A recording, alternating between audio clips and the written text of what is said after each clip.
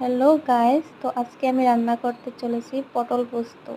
তার জন্য আমি এখানে বাদাম, পোস্ত, টমেটো সব একসঙ্গে নিয়ে নিয়েছি। এটাকে এখন পেস্ট করে নেব।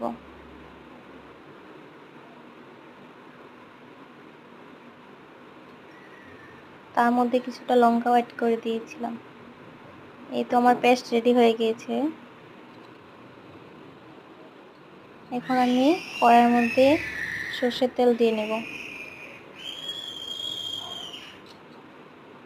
তারপর এখানে পটলগুলি এক এক করে ভেজে নেব।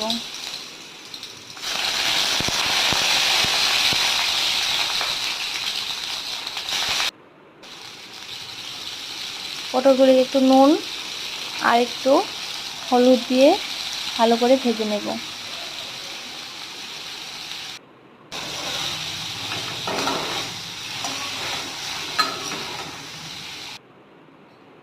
তারপর এখানে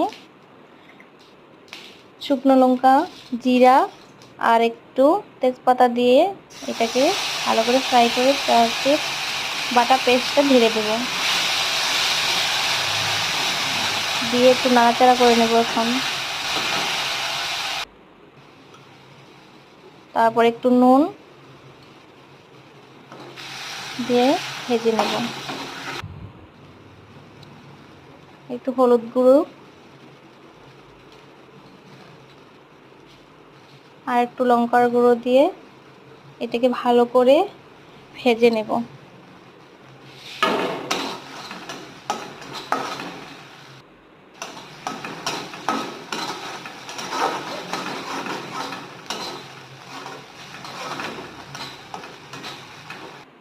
এটাকে ভেজে নিয়ে এখানে গরম জল একটু অ্যাড করে দেব।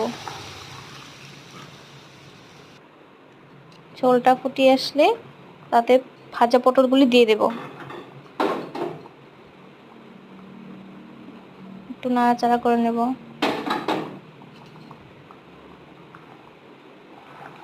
ভালো করে এখন জাল উঠে গেছে তরকারিটায়। ঝোলটা এখন ফুটে ওঠার পর দেখো এটা ফাইনাল লুক।